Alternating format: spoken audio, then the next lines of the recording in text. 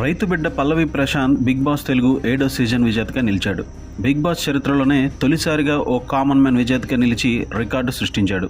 Serial నటుడు అమర్దీప్ రన్నరప్గా నిలిచాడు. Big boss విజేతను కలిసేందుకు బిగ్ బాస్ షూటింగ్ జరుగుతున్న అన్నపూర్ణ స్టూడియోస్కు అభిమానులు పెద్ద సంఖ్యలో తరలివచ్చారు. బిగ్ బాస్ టైటిల్ విన్నర్ను ప్రకటించిన వెంటనే సంబరాలు చేసుకున్నారు.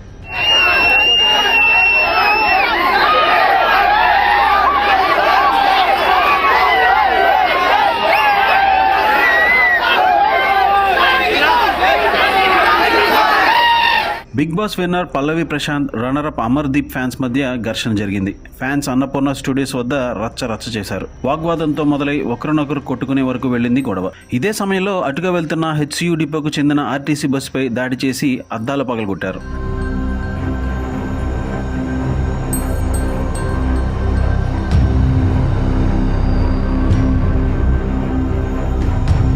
బిగ్ బాస్ హౌస్ నుంచి బయటకు వచ్చిన అమర్దీప్ కారుపై దాడి చేశారు. కారు అద్దాలు పగలగొట్టారు. ఈ ఘటనకు సంబంధించిన వీడియోలు ప్రస్తుతం సోషల్ మీడియాలో వైరల్గా మారాయి. సమాచారం అందుకున్న పోలీసులు ఘటనా స్థలానికి చేరుకుని ఇరు వర్గాలను చెదరగొట్టారు.